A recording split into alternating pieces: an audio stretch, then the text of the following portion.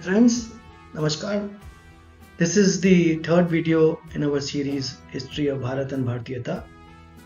We have seen in the first video, we have evaluated the effect of so many invasions over centuries on the Sabhyata and Sanskriti of Bharat and the effect it had on Bhartiyata. And in the second video, we have tried to decipher the false narratives set forward by historians and Western scholars, which had vested interests in trying to demean and make us feel ashamed of our traditions, culture, and we have explained how this narrative unfolded. In this video, we will try to find out that the rituals and traditions that we still believe in, and these are a part of our everyday life. There is a certain scientific logic in it, and we should continue to do that. And we can be westernized in terms of advancements in science and technology or whatever developments that happen across the world, but not forget that our true nature of being Bhartiyas and the strength of the Sanatan Dharma. So, why should we visit temples? Now, there is a scientific reason. So, the magnetic and electric waves are constantly moving inside the earth. We are aware of that. And temples are not built arbitrarily कि जहाँ land मिल गया वहाँ temple बना दिया. They, architects and engineers, choose a place where these waves are abundant. So they have gadgets in which they choose this place, and the main idol is placed at the center of the temple where the magnetic waves are highly active. And during the installation of the idol, some copper plates are placed under the statue, and these copper plates are able to absorb the magnetic waves from the earth and radiate in the surrounding area. तो जो हम temple में जाते हैं तो और परिक्रमा लेते हैं तो वो जो मैग्नेटिक वेव्स हैं वो हमें इन्फ्लुएंस करती हैं जब हम क्लॉकवाइज परिक्रमा लेते हैं, and body absorb these magnetic waves and increase the positive energy to live a healthy life. तो आर्बिट्रली टेम्पल्स कहीं नहीं बने. There is a scientific way in which a temple is made, and it is the visit to the temple will help us in the increase of positive energy. Another, we all are aware of the Shivling, and we somehow wrongly constitute this as a sex symbol. This is completely false. The lingam is regarded as an outward symbol of the formless reality. हमने गीता वाले episodes में ये कृष्ण जी ने बताया अर्जुन को कि प्रकृति और पुरुष ये दो एंटिटीज हैं हमारे सनातन धर्म में, एंड इन दोनों की मर्जर से ही living being is born. So the symbolization of merging of the primordial matter, which is Prakriti, which we have defined as the cosmic energy with no consciousness, and when it unites with Purusha, which is pure consciousness, divine consciousness, but no action. तो इन दोनों के जब मिलन से एक living being बनता है और इसको दर्शाता है ये Shivling. So Shivling represents the proof of God's and God's existence in the form of the formless ब्रह्म.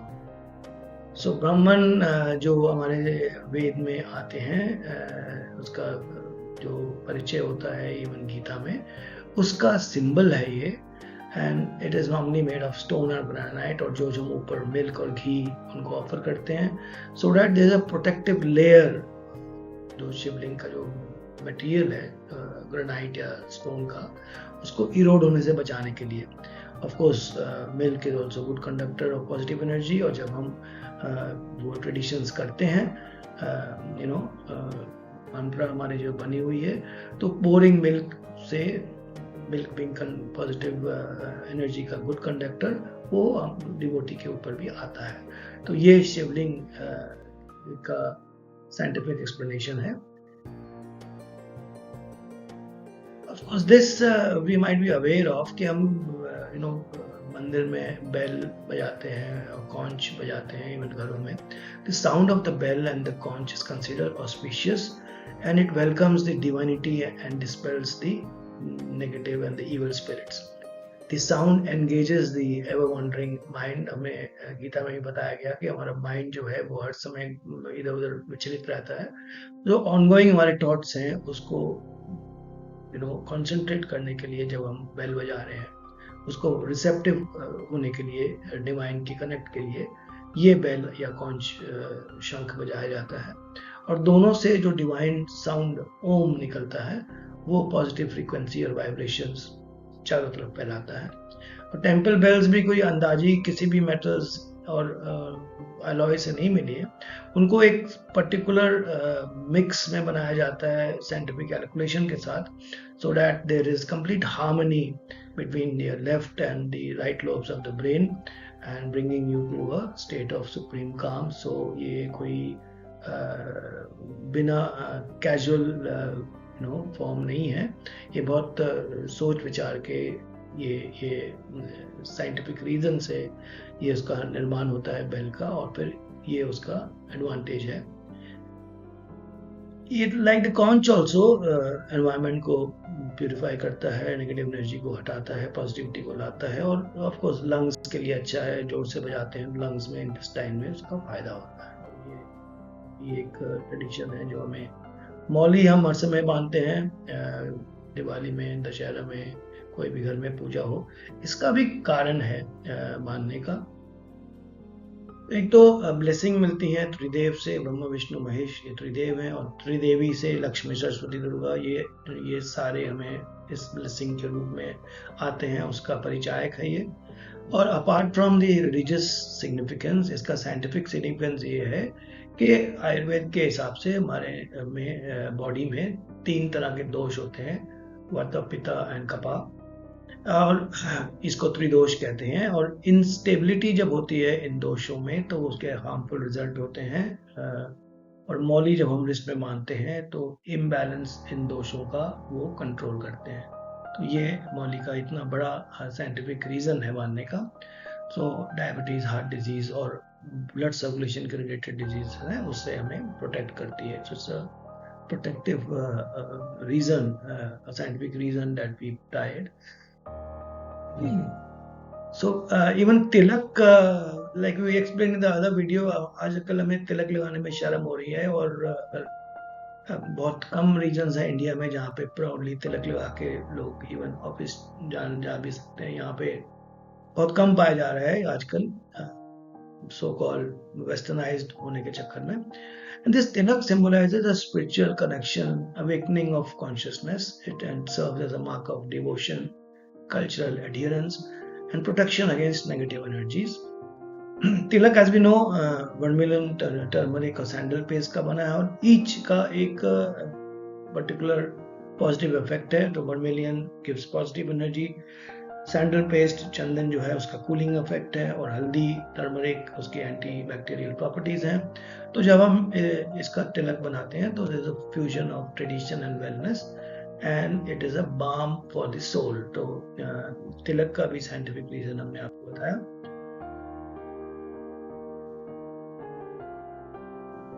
रुद्राक्ष की माला में और दूसरी जो हम पूजा का जाप करते हैं उसमें 108 बीड्स होते हैं, और 108 कहाँ से आए इसका भी एक साइंटिफिक रीजन है. 9 जो नंबर है वो एक मिस्टिक नंबर आता है, बिकॉज जितने भी मल्टीपल्स हैं 9 के, 9 to 218 और बाकी अगर आगे भी बढ़ते हैं जितने भी मल्टीपल्स हैं उसमें ईच जो लेटर है उसको हम जोड़ेंगे तो वो 9 आएगा. जैसे 1 + 8, 1 + 0 + 8, ये सब में 9 आएगा. And the mystic number 9 defines the phenomenon of the universe. Universe 3 factors का बना है, टाइम, स्पेस, कॉजेशन, और इसके 3 गुना है, हमको पता है, सत्व, राजस एंड तामस. एंड 3 इसके फंक्शन है, क्रिएशन के, प्रिजर्वेशन के, डिस्ट्रक्शन के. तो जो सब सारे 9 चीजें ये यूनिवर्स को, फेनोमेनन को डिस्क्राइब करती हैं. और 9 दुर्गा जी के भी 9 अवतार हैं. तो goddess Durga with particular day of Navratri, 9 forms of goddess भी हैं. और जो 108 बार हम करते हैं कि ये एक्सपेक्टेड टू रिपीट अ मंत्र मिनिमम 108 टाइम्स। सो जापा जो हम जाप करते हैं उसको 108 beats, so that it helps us in the recitation of the mantra which should happen 108 times. So this is the reason of why 108 beats are there. सिंदूर और बिंदी हमारे लेडीज लगाती हैं, और आजकल अनफॉर्चुनेटली थोड़ी कम लगा रही हैं। जीन्स के साथ सिंदूर कैसे लगाएं, बिंदी कैसे लगाएं, ये आर्गुमेंट चलता है। तो bindu and sindoor were originally not made of synthetic dyes and chemical जैसे आज हो रहा है। वो पहले जमाने में बनते थे हर्ब्स, टर्मरिक और एलम लाइम से। और जो पुराने जो प्रोडक्शन था इन चीज़ों का, उससे मेडिसिनल इफेक्ट होता था which use to promote the married life of the lady and her health. तो मरकुरी रहता है सिंदूर में, डिटॉक्सिफाइड मरकुरी, और ये एनर्जी ड्रॉ करता है यूनिवर्स से। और रेड कलर है सिंदूर का, red as we know as the longest wavelength. So ये सारे मिलजुल के जो पिनियल ग्लैंड है वुमन में, उसको एक्टिवेट करता है, और वो एक स्पेशल हार्मोन मेलाटोनिन रिलीज करते हैं, जिससे जो वुमेन के डेवलपमेंट में काफी सुधार होता है। बिंदी एंड सिंदूर का जो एरिया है लगाने का, वो भी कोई बिना साइंटिफिक रीजन के नहीं बताया गया। जो चक्र है बॉडी के, उसमें अजना चक्र है, वहां पे ये लगाया जाता है। वो कोई कमांड सेंटर है इंट्यूशन, विजडम, स्पिरिचुअल इनसाइट का, और ये एक्टिवेट होते हैं जब हम बिंदु और सिंदूर लगाते हैं। पिनियल एंड पिट्यूटरी ग्लैंड, जैसे मैंने पहले बताया, ये अजना चक्र से रिलेटेड है, और जब ये एक्टिवेट होता है तो hormones like melatonin and other hormones are released. Bindi even is a barrier to prevent loss of latent energy. जब हम spiritual प्रेयर से या मंत्र के जाप से एक हमारी कुंडलिनी जागृत होती है, तो ये स्पिरिचुअल प्रैक्टिस मेडिटेशन वाली जो इंक्रीज है कुंडलिनी का, उसको बॉडी में रिटेन करने के लिए ये बिंदी एक बैरियर साबित होती है। और ऑल्सो रिमाइंडर ऑफ माइंडफुलनेस कि हमें इनवर्ड फोकस रहना चाहिए, मेंटल क्लैरिटी रहनी चाहिए, and keep the mind centred on positive thoughts and intentions. तो बिंदी के बहुत अच्छे यूजेस हैं साइंटिफिकली। एंड ये जो भी हमारी प्रैक्टिस हैं, ये बिना सोचे समझे नहीं की गई हैं। It's a mixture of cultural, religious and historical reasons, revolving around visible identification रहे वुमेन्स का मैरिटल स्टेटस का, और सिंबोलिज्म रहे ऑस्पिशियसनेस और प्रोटेक्शन का, apart from the health reasons that has been right. ये हम सारे मानते हैं कि गैंजेस, माँ गंगा का जो पानी है वो खराब नहीं होता है, और हम उसको घरों में भी रखते हैं। जब हरिद्वार ऋषिकेश जाते हैं, वो पानी हम लेके आते हैं, और वो सालों सालों तक घरों में रहता है, और हर ओकेजन में उसको हम चरणामृत में डाल के उसका सेवन करते हैं। It's considered to be very very pious. और वो खराब क्यों नहीं होता, इसका भी एक साइंटिफिक रीजन है। तो this video is on the scientific part of the tradition. तो सेल्फ क्लीनिंग जो प्रॉपर्टीज हैं गंगा की, उसका बहुत रिसर्च करने के बाद साइंटिस्ट ने ये पाया कि गंगा के वाटर में बैक्टीरियोफेजेस हैं। ये ऐसा वायरस है जो बैक्टीरिया को खाता है और बैक्टीरियल ग्रोथ नहीं होने देता। ये हाई डेंसिटी में पाया जाता है गंगा के वाटर में compare to the other rivers, और यही कारण है कि गंगा का जो पानी है वो सेल्फ प्यूरिफाइंग प्रॉपर्टी से ब्लेस्ड है। The bacteriophage load is so high in Ganga compared to other rivers. तो स्पेशल सेडिमेंट्स के कारण जो गंगा में है, वो उसके कारण ये लोड इतना हाई है, which is as high as 25 times of the other rivers. और इसके कारण से जो डिजॉल्व ऑक्सीजन का लेवल है गंगा वाटर में, वो बहुत हाई पाया जाता है, और इसकी वजह से ही उसकी जो प्योरिटी है वो इंटैक्ट रहती है over time. So there is a scientific reason for this, and we should be feeling ourselves blessed to have माँ गंगा protecting us. यज्ञ हम करते हैं बहुत रेयर ओकेजन में, पहले तो काफ़ी फ्रीक्वेंसी में होता था. Fortunately some schools have started doing this yagna on special occasions. So yagna और हवन एंशिएंट वैदिक रिचुअल्स हैं. ये स्प्रेड करते हैं प्योरिटी, स्पिरिचुअल बेटरमेंट, एटमॉस्फेयर को काम करने के लिए. और ऑफरिंग प्योर फॉर्म में हम अग्निदेव को देते हैं और उनको डिवाइन एनर्जीज को का आह्वान करते हैं कि वो वहाँ आए और हम सबको ब्लेस करें. तो फायर जो अग्निकुंड में होती है वो एक मीडियम है to convey our offerings to various deities. तो हम बहुत सारे चैंट्स, मंत्र का उच्चारण करते हैं और पॉजिटिव एनर्जी उस वातावरण में और जो भी यज्ञ कर रहे हैं उनमें ये फैलती है. और यज्ञ में जैसे जो भी यजमान हैं उनको पंडित जी कहते हैं कि आप और बाकी लोग भी जब आप आहुति दें तो उसमें आप स्वाहा बोलें. तो स्वाहा का भी एक रीजन है. ये it is chanted to offer oblation to the gods. इसके भी काफी स्पिरिचुअल रिचुअलिस्टिक बेनिफिट्स हैं.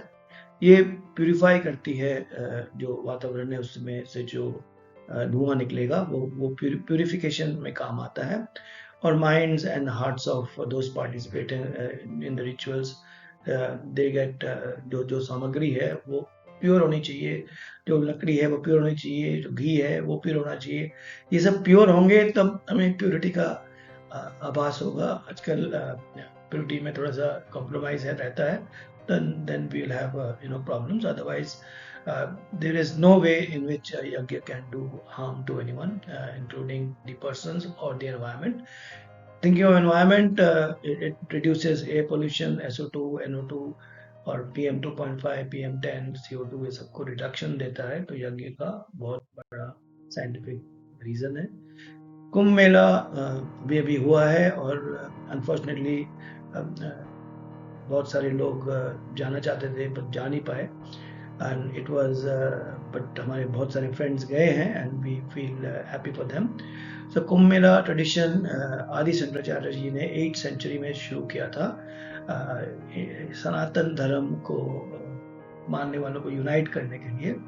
और अपने वैदिक काल में समुद्र मंथन से इसकी हिस्ट्री जुड़ी हुई है और ये 6, 12 और 144 ईयर्स में आता है.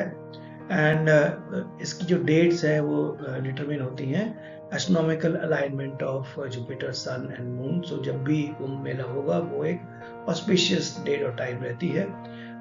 4 जगहों में एज वी आर अवेयर होता है, प्रयागराज, हरिद्वार, नासिक, उज्जैन. जो एवरी ईयर प्रयागराज में होता है. अर्ध कुंभ 6 साल के बाद हरिद्वार और प्रयागराज में. एवरी 12 ईयर्स पूर्ण कुंभ सब जगह चारों साइड्स में होता है. और 144 ईयर्स के बाद आजकल अभी जो रिसेंटली हुआ था वो प्रयागराज में हुआ था. इसका रिलीजियस सिग्निफिकेंस है as we are all aware. So sacred mythical origin है समुद्र मंथन से. और इसमें अलाइनमेंट है जुपिटर, सन, मून का. कल्चरल सिग्निफिकेंस है, इतना बड़ा गैदरिंग है, आप इतने लोगों से मिलते हैं. Millions of pilgrim from diverse regions. Folk arts देखने को मिलेंगे और अखाड़ा के दर्शन होंगे.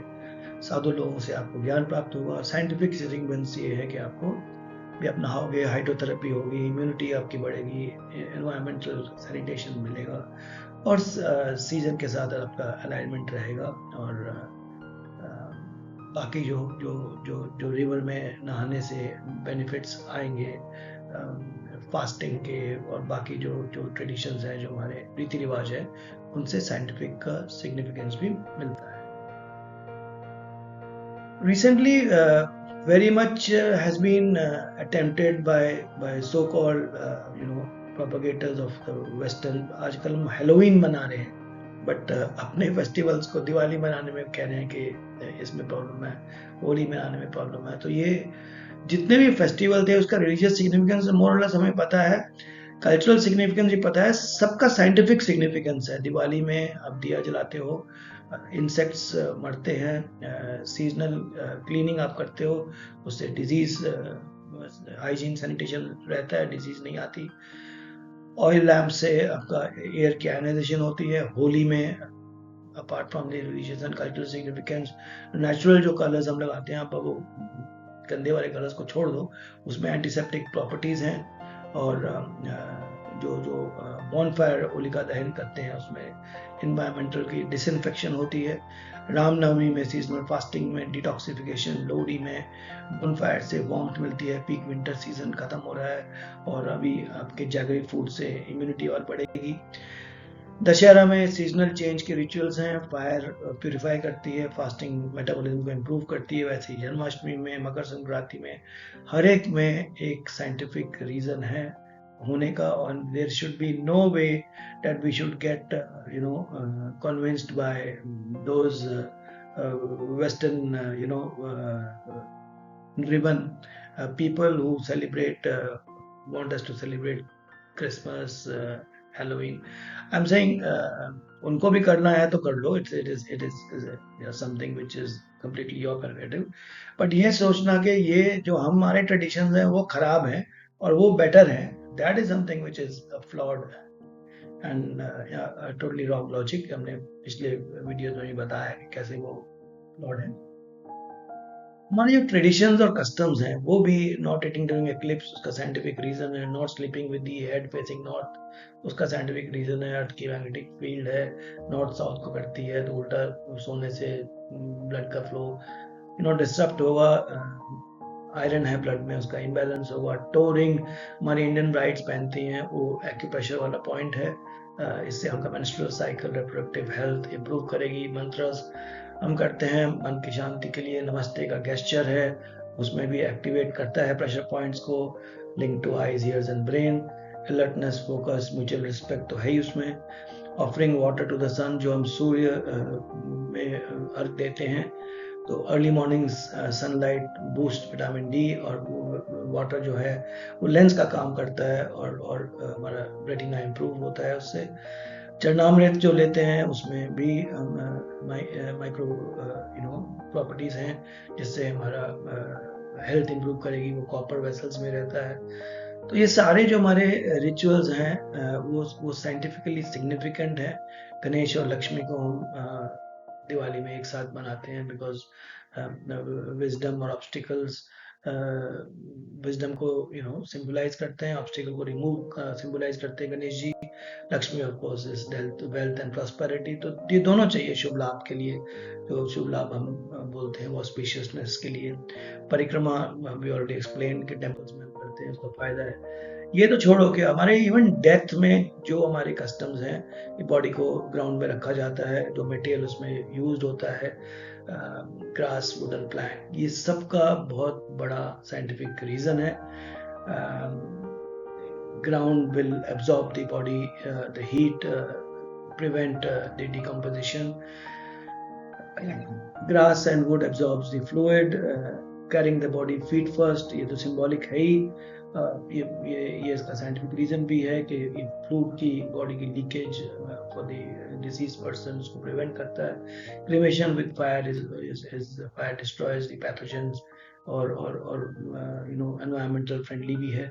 सैंडलवुड, घी, कैम्फर हम अग्नि में लगाते हैं। Morning period is very important कि भाई जो भी फैमिली में डेथ हुई है उसको एक टाइम मिलता है अपनों में रहने का, इंट्रोस्पेक्ट करने का। Then after the period is over they go back to their normal life. नहीं तो like we discussed in other videos also, death is inevitable and death is obviously going to be painful, but उसको suffering में नहीं convert करना है। और ये सारे रिचुअल्स उस सफरिंग में नहीं कन्वर्ट हो, उसका जो बैकलॉग है जो पेन का, वो लाइफ लॉन्ग सफरिंग में ना कन्वर्ट हो जाए, उसके लिए है। जो भी हम फीडिंग ऑफ ब्राह्मण, उसका भी सिग्निफिकेंस है। परिक्रमा ऑफ फायर ऑन रिचुअल, उसका भी सिग्निफिकेंस है। तो इवन इन डेथ हमारे सिग्निफिकेंस इतने सही हैं। So Bharat is the cradle of the human race, of the human speech, the mother of grandmother of legend and the great grandmother of tradition. So ये सब Mark Twain ने कहा है, and land where humanity has attained its highest towards gentleness, generosity and purification, Vivekananda ji ने कहा है. तो ये सब जो है भारतवासी, इसको हमें गौरव होना चाहिए, प्राइड एंड ऑनर होना चाहिए कि हम भारतीयता आज भी हमारे दिलों में, हमारे ट्रेडिशंस में, हमारे कस्टम्स में जिंदा है और रहेगी. हमें सिर्फ ये करना है कि हमें ये रीइग्नाइट करनी है जो थाउजेंड्स ऑफ ईयर से हमें एक सेंस ऑफ इन्फिनिटी कॉम्प्लेक्स आ गया है, वो हमें शेड अप करना है. ये नहीं कि हम अपने आप को सुपीरियर मानना शुरू करते हैं, but we are in no way inferior. Whatever has happened worldwide in terms of things that we need to improve, technology, infrastructure, whatever, the modern era needs to be incorporated. We should do that, but without forgetting the ancient traditions, and we should meet our new aspirations, keeping the ancient traditions alive. So this is the essence what we needed to share with you. I hope this was useful. Vande Mataram. Thanks a lot.